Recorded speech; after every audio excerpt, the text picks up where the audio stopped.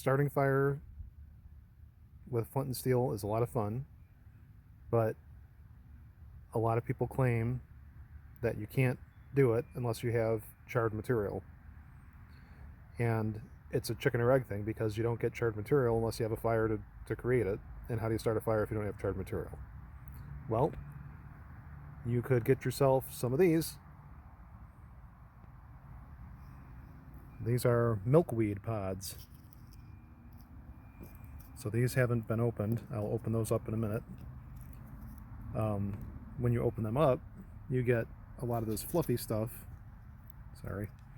Which you would think is what you're looking for, but it isn't. You're looking for this. You're looking for these.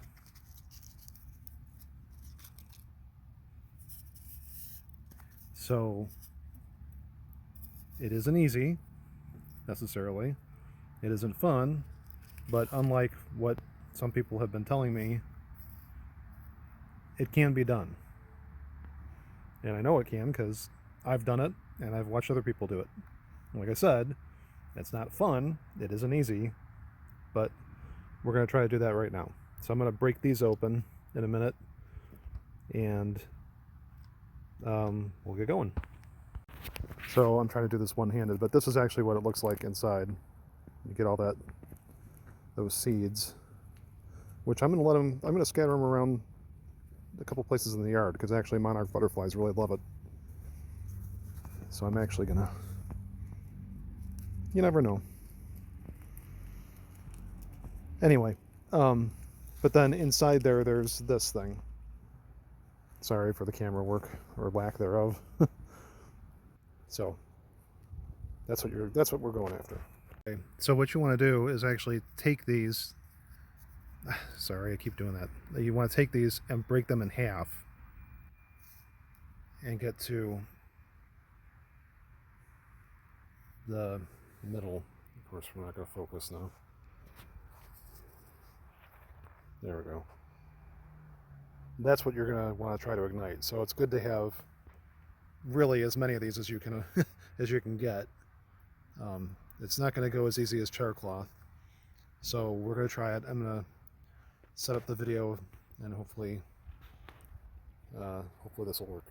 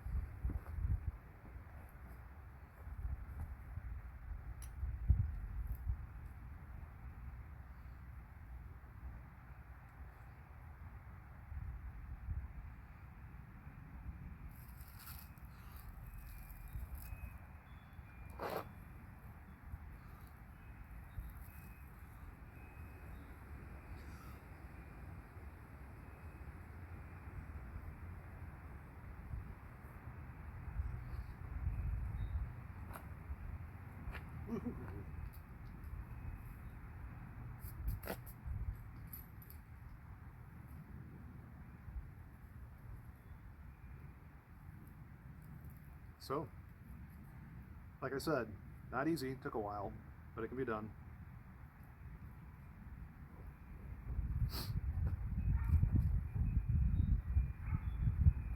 So I have some more left over. I'm going to do it again. I'm going to try to get it in one uncut sequence so that certain people can see there's no chicanery going on.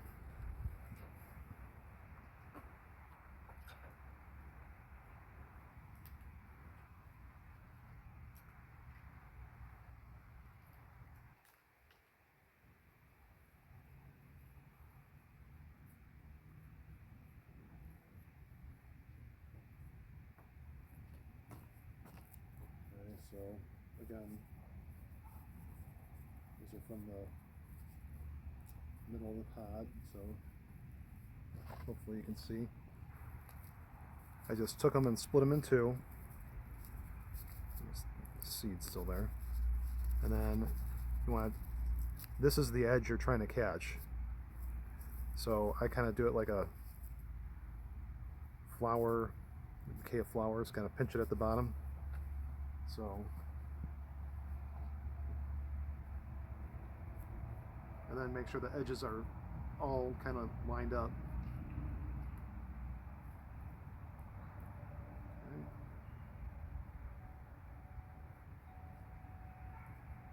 All right, we'll give it another go.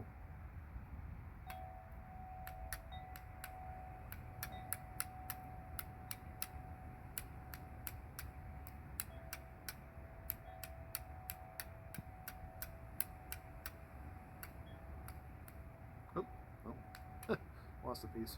Oh.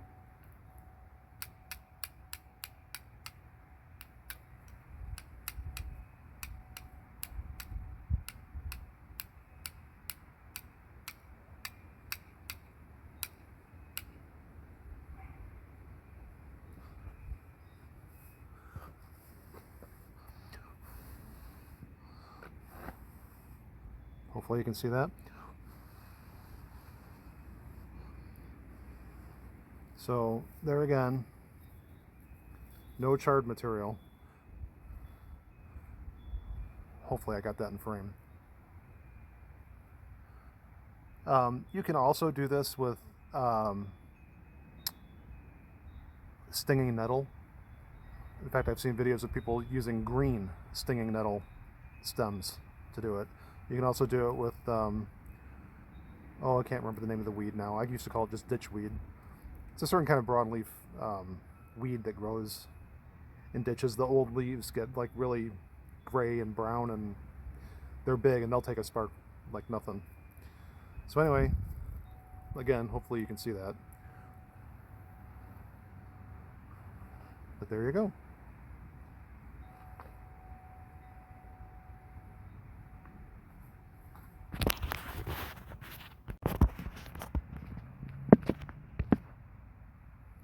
Okay.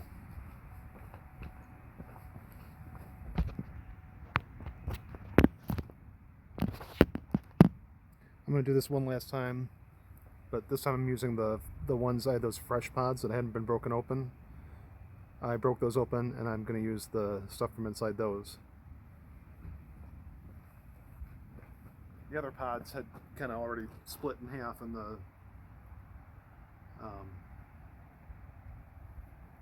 innards had been exposed to the elements for a while. So this is fresh out of the pod,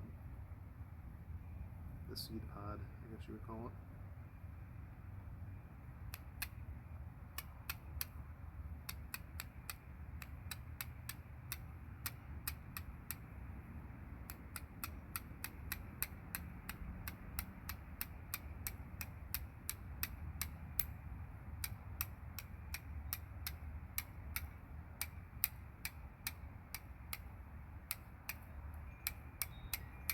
Oh, I had it, and then I keep doing that.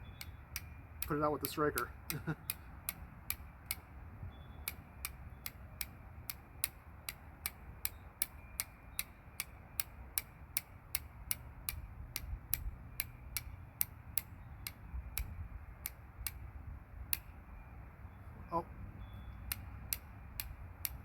started to go.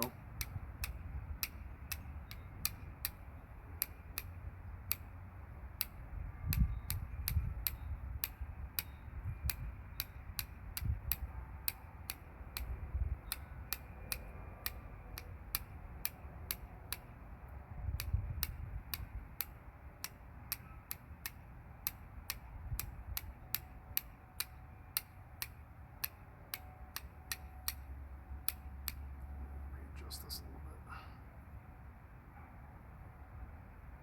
Actually, I'm gonna try a different edge here.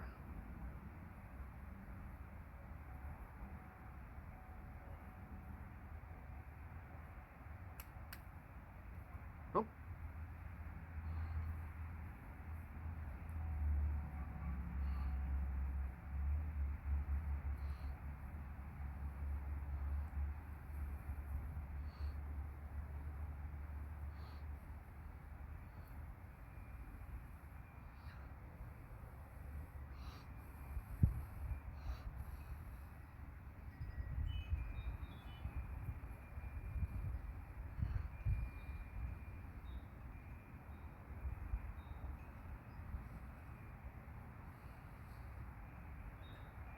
Has a really interesting smell too. I like it.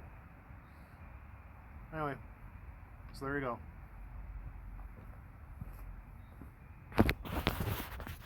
So I'm just going to engage in a little bit of gum flappery here. So it's interesting to me. I've made several videos now. I should just start my own Facebook channel and call it Yes You Can. Because in the, I'm in various Facebook forums and YouTube channels and things like that, with people doing various, what they call bushcraft kind of things, bushcrafty things, and things like living out of their vans and hopping freight and stuff like that. And it's intriguing to me how many things, somebody will come in, like say on a forum, and they'll say, hey, like for tonight, Flint and steel. Well, I would love to use Flint and steel, but you have to carry charred material with you to do that, and I worry about if I run out of charred material, how do I use my Flint and steel then? And the background with that is that a Flint and steel throws a very cold spark. I mean, it's not a very hot spark. So you would think, that you could get any kind of fluffy, dry material and it would catch a spark. Not so. And it's just interesting to me how the reactions will inevitably be, no, you can't do that. Just make sure you have a backup, which is true. You should. Yeah, a Bic lighter and a ferrocenium rod and whatever. I enjoy starting fire with Flint and steel just because it's fun to me. It's relaxing. It's kind of a connection to the old ways of doing things, and I just generally enjoy that. But it's just interesting to me how people say, no, you can't do that, and they're so dogmatic about it. And it's the same thing with batoning wood with a knife. You'll destroy your knife. That's abusing your knife. And these are the same people a lot of times who are putting their knives in wet leather sheaths and sticking them in the fire and when they're cooking food and probably ruining the temper of the blade and all kinds of things like that. And it's just interesting because back before the internet, that really didn't that kind of, obviously there have been people who are dogmatically incorrect about things, but these are all things, these kinds of things that come up that I watched people do, and I learned to do by watching other people do it, and then I did them myself, and so this is a prime example of that. There's no natural materials that that are common, we'll put it that way, that will take a spark from flint and steel without it being charred. Now, there's always there's different kinds of fungus and things like that, there's a fungus called tinder fungus, that's explicitly why it's called that, but it doesn't grow everywhere. Some of those things don't even grow in the country. And so this came up. Somebody said, oh, you have to have charred material. And, one person after another said, oh yeah, I've tried everything and nothing works. And, I've searched high and low, and it's true. If you look on the internet and do a search for, starting a fire with flint and steel with uncharred material, you will not find much. But yet, I have seen and I have myself done it with, milkweed. And, um, what's it called? Stinging nettle. Stinging nettle is another one. Uh, you know, I've seen people use green stems, and there is a video out there of a father and son team who actually like researched a bunch of different materials, and they came upon the fact that you could use even green growing stinging nettle. So anyway, it's just interesting to me that we're so quick to go to this dogmatic corner of, oh no, that's not, you can't do that. And what you do is you send people off believing the same thing and then repeating it. And so I think a lot of times what you have is you have these sort of generations of hearers, if you will, who have heard these things, and now just without experiencing it themselves or trying it, they just accept it as fact. So it's interesting. In fact, with this, I even said, because it's been a long time since I've used milkweed to do this, and I said, oh, it's hard, but you can do it. You know what? It isn't hard. It isn't hard. It's actually not much harder than using char cloth. So anyway, that's kind of what precipitated this and other videos. I mean, I've split wood with railroad spikes, and it's easy. It's not hard. I've split wood with tiny little knives. I've started fires with knives of all sizes, and I've used knives of all sizes to split wood and cut branches and things like that. So anyway, that's all. It's just interesting to me.